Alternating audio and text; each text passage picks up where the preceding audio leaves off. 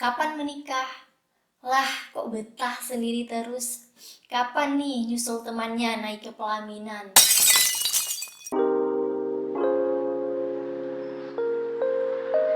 Assalamualaikum, kembali lagi bersama aku di Ceritanya Perempuan.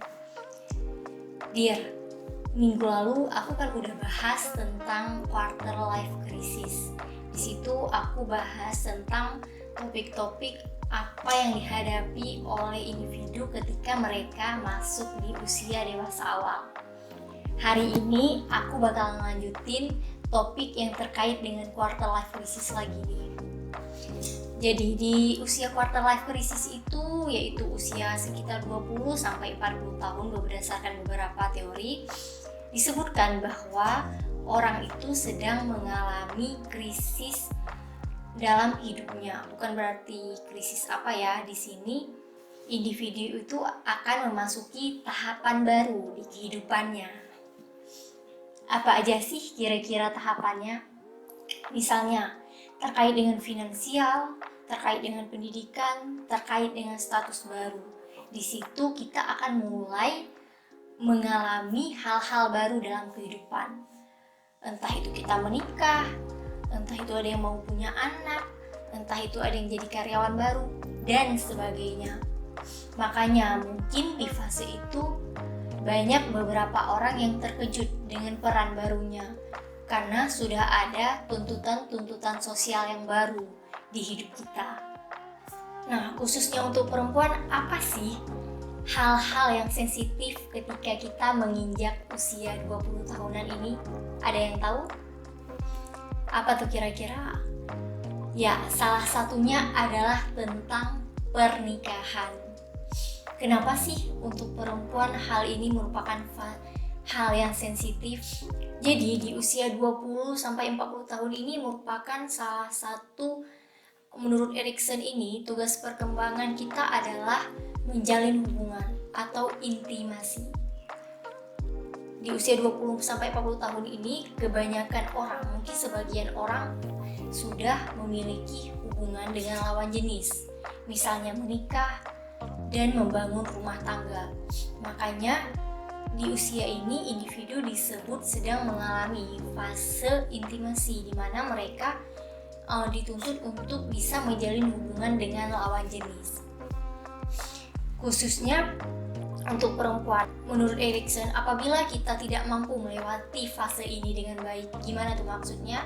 Bukan berarti kita nggak menikah, tapi mungkin bagi beberapa orang yang sudah menikah di usia ini, dan apabila mereka tidak mampu mempertahankan hubungan mereka atau hubungan pernikahan mereka, maka kemungkinan akan ada gangguan di fase mereka berikutnya, yaitu di fase yang setelah usia dewasa awal. Untuk kamu perempuan, pasti kamu akan sering mendengar pertanyaan-pertanyaan sensitif seperti ini ketika kamu berada di usia 20 tahunan. Contohnya, dan berbagai macam pertanyaan lainnya. Bahkan ada yang lebih menyakitkan apa? Stigma yang sering kita dengar.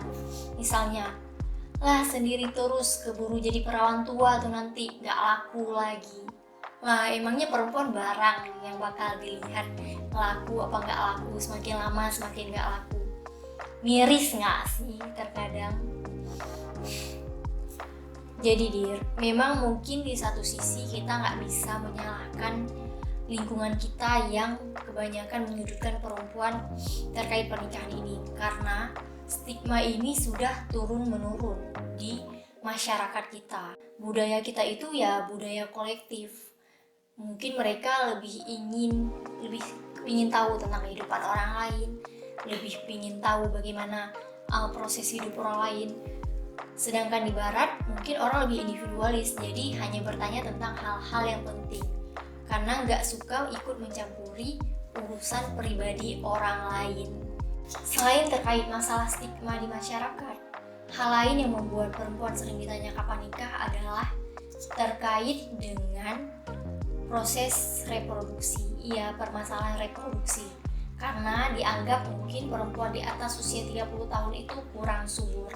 Lalu beberapa hal lain adalah terkait dengan norma agama kita, di dimana kita ini mayoritasnya muslim. Nah, di ajaran muslim itu kan kita dilarang untuk berzina. Jadi menikah ini merupakan salah satu cara agar orang bisa menghindari zina.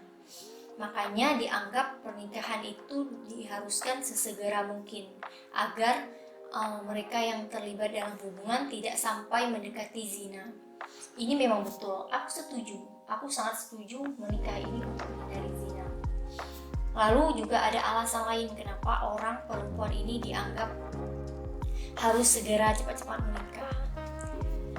Tapi dari beberapa penelitian yang aku baca, dikatakan bahwa kalau di luar negeri itu pernikahan itu bukan hal yang besar lagi untuk sekarang. Bahkan banyak penelitian dikatakan di beberapa negara pernikahan itu sangat menurun drastis. Salah satunya itu di Jepang, bahwa banyak orang yang tidak mau menikah karena mungkin tuntutan ekonomi yang sulit, apa-apa mahal. Jadi orang menunda untuk menikah terlebih dahulu. Banyak mungkin orang yang menganggap perempuan yang tidak mau menikah atau telat menikah itu tidak normal. Bahkan sayangnya banyak orang yang menganggap bahwa orang yang telat menikah itu sebagai aib di keluarga. Bukan hanya lingkungan kita, tapi keluarga pun memandang rendah kita yang belum menikah. Bahkan banyak orang yang ditekan oleh keluarganya untuk segera menikah. Dari penelitian yang aku baca di sini, penelitian yang dilakukan oleh mahasiswa di Surabaya menunjukkan bahwa orang yang belum menikah itu, mereka itu sebenarnya nggak depresi, mereka nggak stres dengan status sosial mereka yang masih single. Tapi menurut kamu apa yang membuat mereka stres? Apa sih faktor lainnya? Nah, salah satu faktornya adalah stigma dari masyarakat, tuntutan dari keluarga. Hasil wawancara tersebut menunjukkan bahwa mereka itu mengatakan, kami ini nggak stres, saya itu nggak depresi dengan status saya, malah saya merasa dengan status single saya ini, saya terus berusaha untuk melakukan self growth. Saya merasa diri saya ini terus berkembang, di mana saya nggak harus menggantungkan kebahagiaan saya di pasangan saya. Dan di sini ekspektasi saya kepada lawan jenis itu akan menurun karena saya terbiasa melakukan apa-apa sendiri. Di sini saya juga belajar bagaimana mengelola emosi dengan baik, bagaimana menghadapi rasa sepi dengan baik. Mungkin di satu sisi saya kesepian, tapi saya banyak melakukan hal-hal yang lain untuk mengisi kesepian saya ini. Jadi saya nggak bergantung hanya dengan lawan jenis untuk mengisi sepi saya ini. Nah, subjek tersebut mengatakan seperti itu. Dan hasil penelitiannya pun menunjukkan bahwa tidak ada hubungan antara depresi dengan status pernikahan seseorang. Hal tersebut berarti dari penelitian tersebut aku mengambil kesimpulan, ternyata yang membuat orang stres itu bukan statusnya yang belum menikah, tapi adalah stigma dari masyarakat yang suka meremehkan mereka, yang suka menganggap mereka itu nggak normal, menganggap mereka nggak laku. Itu yang membuat mereka menjadi stres, padahal mereka menikmati hidupnya. Dan dari beberapa sumber informasi yang aku baca dari beberapa artikel dikatakan alasan orang menunda pernikahan karena beberapa perempuan menganggap tuntutan hidup sekarang yang berat, dan ada beberapa perempuan yang menjadi tulang punggung bagi keluarganya, makanya dia memilih untuk tidak menikah terlebih dahulu. Makanya di satu sisi aku pikir kita itu nggak boleh meremehkan orang yang mungkin belum menikah, karena bukan berarti mereka nggak mau menikah, tapi mungkin mereka menunda terlebih dahulu, di mana mereka mungkin ingin mempersiapkan finansial secara matang.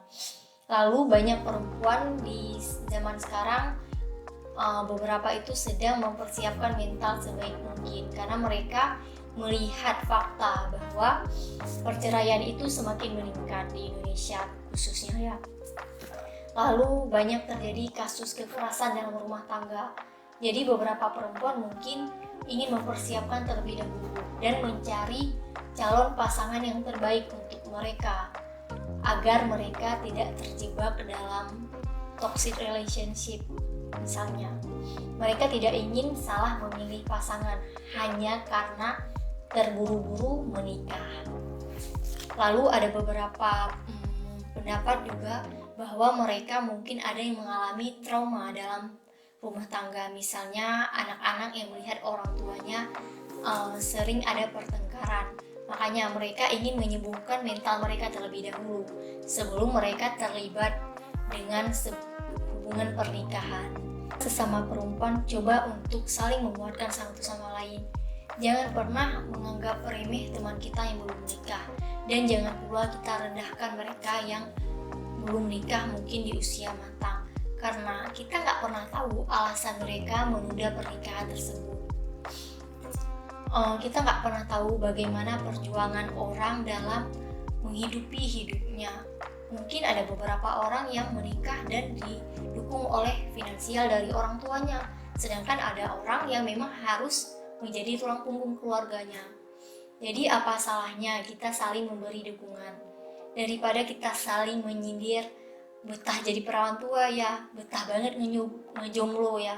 Apa salahnya, lebih baik kita memberikan doa kepada mereka. Misalnya nih, kita ketemu teman lama, misalnya kita tahu dia belum nikah, mungkin kita bisa bilang, wah semoga segera bertemu dengan jodohnya ya, semoga penantian kamu mendapatkan hasil terbaik ya Dir, gitu.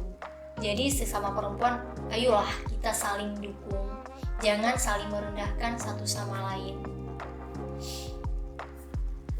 Dan untuk kamu yang belum menikah, jangan takut, teruslah belajar mengisi waktu luang dengan hal-hal positif.